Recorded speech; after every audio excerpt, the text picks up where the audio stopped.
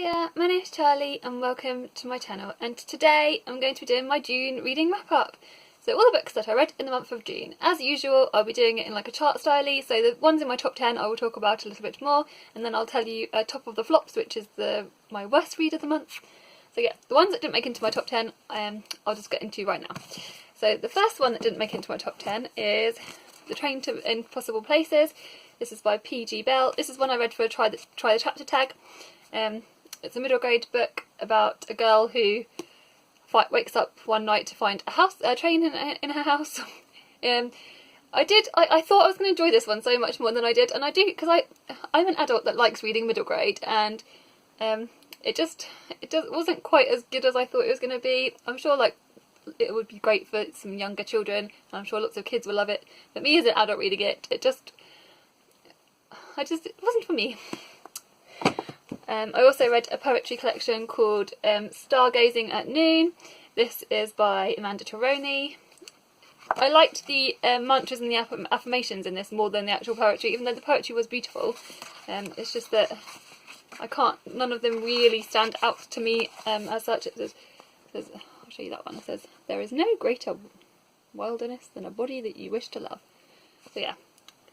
They are really beautiful. Like they're very like it's very summery and etc. But yeah, didn't quite make the top 10. It was still beautiful though. I did enjoy it and I do recommend it. Then The Beginning of the World in the Middle of the Night by Jane Campbell. This was this is a short story collection. Jane Campbell is a booktuber. I'll link her channel down below. Like I really enjoyed some of these. Some of them like I loved so much, and some there was particularly there was one that is about like a couple who are approaching their 20-year together anniversary, which me and my husband literally just had, that was really gorgeous. I loved that story. But yeah, it was so close to being my top 10. I just doesn't quite make it, but I do still really love this collection. I do recommend it. Yeah. Next up is American Gods by Neil Gaiman. This is the classic, and it's just before it's about the character called Shadow, and just before he's about to be released from prison, his wife mysteriously dies in an accident, and then there's another character called Mr. Wednesday, who sort of comes onto the scene, and it's basically to do with gods and how the older gods have been replaced by new gods, and yeah, it's a bit of a weird one. It's got lots of depth to it, and I did really enjoy it, even though because I've been reading it for 2 months, it kind of lessened that enjoyment slightly. But yeah, I love Neil Gaiman's writing, and I want to read loads more of his work. So yeah, definitely another one I would recommend. Now time for my top of the flops. I bet if you guys have been watching, you might even guess this. So yeah, this is The Time Traveller's Wife by Audrey Niffeneger. This is about a guy called, I can't even remember his name. It's about the love story of Claire and Henry. And Henry is a time traveller, he sort of wakes, but he doesn't travel, like, knowingly. He'll get transported, like, sporadically. And when he arrives in his location, he arrives naked. So I found this book to be extremely dated, extremely problematic, and I just don't think it works in the modern times, as it were. I felt like the character of Henry was a little bit predatory. I feel like he manipulates Claire quite a lot. This is quite controversial, so I'm very sorry if you love this book. It just wasn't for me, and I just kept thinking how like wrong it was. Yeah, so I DNF'd it. I was meant to be a buddy read with my gorgeous sister Emily from Novel Novels. I'll link her channel down below. Now into my top 10. In at number 10 is Skellig by David Almond. This is a book about, I've talked about this quite a lot recently because this was in my short but sweet video, and it's about a character called Michael who's got a baby sister who is kind of very sick with like this heart condition, and he meets like this other character called Skellig in like he goes down to his garage and he sees this feathered man, and it's the character called Skellig. It's so gorgeous. This is such a sweet like middle grade book. I think it's meant to be middle grade book, yeah. And it's just lovely. I really enjoyed the writing. It's very quick read. One I highly recommend. Again. Now, and at number 9 I've got 2, because I can't pick between them. They are books that were sent to me by the lovely Clint and Nikki. This was the Disappearance of Timothy Dawson and The Haunting the Deep. This one is the second book for the book that came after How to Hang a Witch, and it's about the same character of Sam who's come back. So it's ghosts and witches, and it's sort of set with the Titanic theme. That is pretty much all I can say, because I don't want to ruin it, because this is kind of like a, I don't know, it's kind of like a companion novel. But yeah, if you like ghosts, if you like witches, you'll love this. I did enjoy it. I preferred, I think, How to Hang a Witch I loved even more, but I still enjoyed it. And this is The Disappearance of Timothy Dawson. This is about a character, I can't remember his name actually, called Tommy Dawson, the son Tommy Dawson, and he grew up thinking that his dad just walked out on him when he was a baby, but it turns out actually there was something more sinister going on. This is to do with drug rings and all lots of sinister things. It kind of gave me lots of vibes to do with Boy Swallows Universe, which I did enjoy. But yeah, maybe in a way that was slightly to its detriment, because how much I loved Boy Swallows Universe. Boy Swallows Universe is my favourite book of the year, so to read something kind of similar maybe put it on a bit of a back foot for me, but I definitely will continue with the series, and I'm so grateful for Nikki and Clint for sending me these books. I did enjoy them, and I will link Nikki and Clint's channels down below. I'll put those books, should I put them there?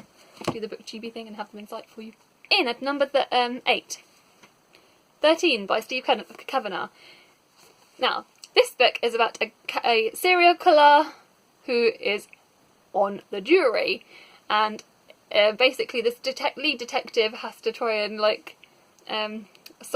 try and work out who it is that's the murderer, and it's very fast paced, it's very brutal, it's very gripping, and I really enjoyed it. I did this as a buddy read with Simone from Me, Simone and I, and I think this is one of Simone's favourite books of the year. And with thrillers, I can be quite pernickety and quite fussy of what I like, but I really did enjoy this, and I definitely want to read more Steve Cavanagh, so maybe Simone, we can do a buddy read of the other ones. That might be fun. Then we are at The Winter of the Witch by Katherine Arden. This is the third book in the Winter Night trilogy, so it's about a character. There's a character called Vasya, our lead protagonist, who is a young lady with so this is set in Russia, and it's kind of based on Russian folklore and myths. And Vasya is a young lady who's got powers, and she can see these mythical creatures that are in the houses and things like that. And it's to do with the power in Russia and the families, and there's loads and loads of drama. And because this is the third book, it's quite difficult to describe. But if you like witchy, mythological it's not super witchy. It's more, I would say, folklory kind of feeling, with action packed. You might like this. Very good. And it's a beautiful cover. I love the cover so much. And I read this with Bailey from Bailey's Book Bubble. So again, I'll link Bailey's channel down below. Next one is Water for Elephants. This was another buddy read with Jade Beate and Linda from Linda's World of Books. I'll link their channels down below. And this is about basically about a circus and about our lead character. This is about Jacob's life, and it's sort of told from his older, 80 plus year old perspective, and also then going back in time as him working in the circus and getting a job in the circus. And it's so beautiful. There's so much heart to this, and it's just sort of all the comings and goings on that happened in the circus, and it's sort of, obviously there's a little romance there's a little romance that happens. And the writing on this is so beautiful. I just really enjoyed reading it, and there's so much heart to this. There's a character, there's an elephant in this, and Rosie, and she's the character of Rosie in herself is just so gorgeous. And yeah, I just loved this. The setting, the scene of the circus, just really good. Highly enjoyed it. In at number 5, American Marriage by Tayari Jones. This is the winner of the Women's Prize for Fiction. When I saw that it had won, because I was watching it live on the app, and I literally screamed with joy because this was just, I literally finished reading it the day before, and it was beautiful. It's so gorgeous. This is about two characters called Celestial and Roy. I'm sure most of you have heard about this book because it's been doing the rounds. It's basically about their marriage and how it's how they were very newlywed, and then an incident happens where Roy is accused of a crime he didn't commit, and everyone knows he didn't commit it, but then he gets put in prison, and then there's sort of letters written between him and Celestial. It's really, really beautiful. I just loved sort of, it's quite heartbreaking in places, and sort of it shows how like marriage, that how relationships like are made, and how they sort of like how easy it is for the, well, not how easy, but how they sort of like untether, and obviously with him being in prison, the dynamics of that. There is another character in here as well called Andre, who's like a close friend that you get bits written from him. This is really beautiful. I'm really pleased I read it. Definitely one to pick up if you haven't already. Now we're into the top 4. So number 4, in at number 4 is another buddy read. This is Jamaica Inn by Daphne du Maurier. I read it with Leo, Lara, Julie and Simone. I'll link all their channels down below. Oh dear, it's got my little thing on it. And this is about basically a character called Mary Yellen. Oh, young Mary Yellen. Yeah, has to go. I think there's been a tragedy. I think her mum's died, and then she has to go and live with her uncle in this obviously Jamaica Inn, and it's sort of very atmospheric. The week I was reading this, it was raining, it was pouring, it was very dark, and this is basically exactly like the circumstance, like the book is told under those sort of like the wind and the rain and in Cornwall, and it's so atmospheric. Du Maurier does an amazing job of writing atmospheric and descriptive books. Also, the story of like her experience of Jamaica Inn and the comings and goings and the dark things that are happening really have you gripped. I personally enjoyed this so much. Obviously, Rebecca I'd read before, so I did enjoy that slightly more, but I think, again, I can't wait to read more of Du Maurier because I think her work is just brilliant.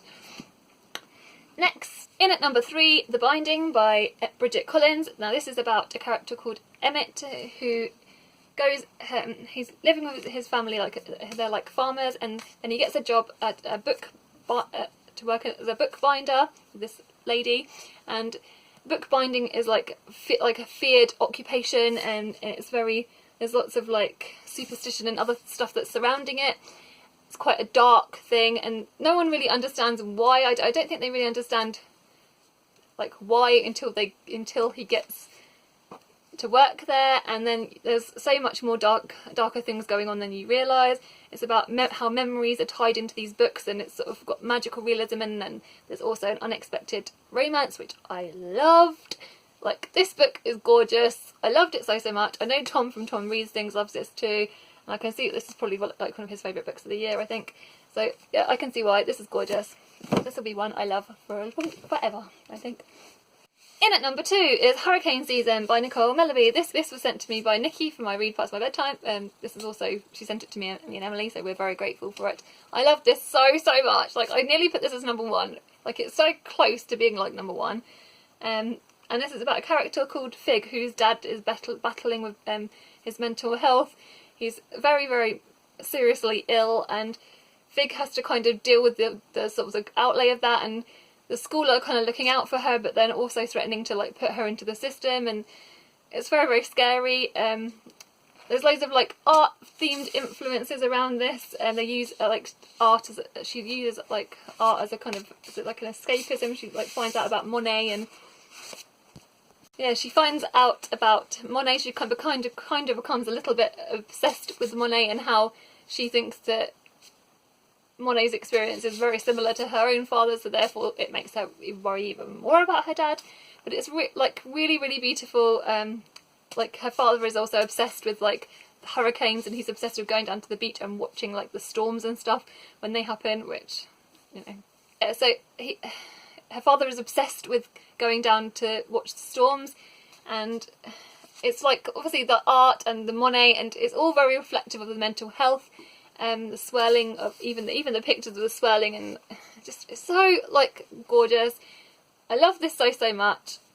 I can't rave more about it more, and I can't wait for Emily to read it so then me and her can gush together about it.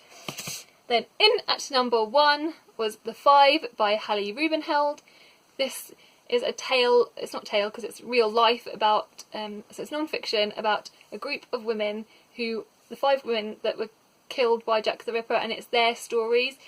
I loved it so much, like it did move me to like nearly tears. There was one lady in particular called Annie who like grew up from around here, like because I live in Berkshire, and like the areas they were talking about were like Windsor and other places, like places obviously that I'm very familiar with.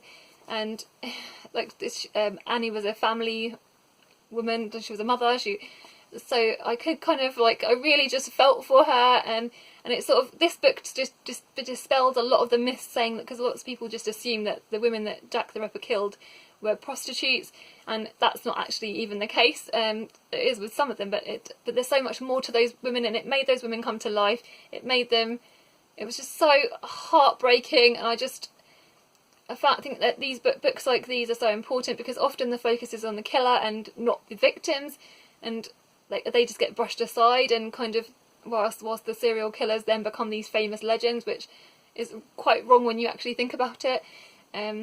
Yeah, this is like definitely going to be one of my favourite books of the year. I just think it's just such an important and interesting and book. So yeah, I listened to it on audiobook as well, so that's why I haven't got the physical copy. So I definitely recommend checking it out in that form, and it's actually told by a character from the lady that plays Molly from Sherlock, which, as a Sherlock fan, I enjoyed. So yeah, so thank you very much for watching. If you're, I hope you enjoyed my wrap up. Let me know what your favourite book of the month was. So obviously mine was The Five, number 1. Blah, yay! Let me know what your favourite book of the month was. And if you're new to my channel, I post videos on Wednesdays and Sundays. So if you're new, that is when you'll find me. Take care, and sending you lots of love. Bye!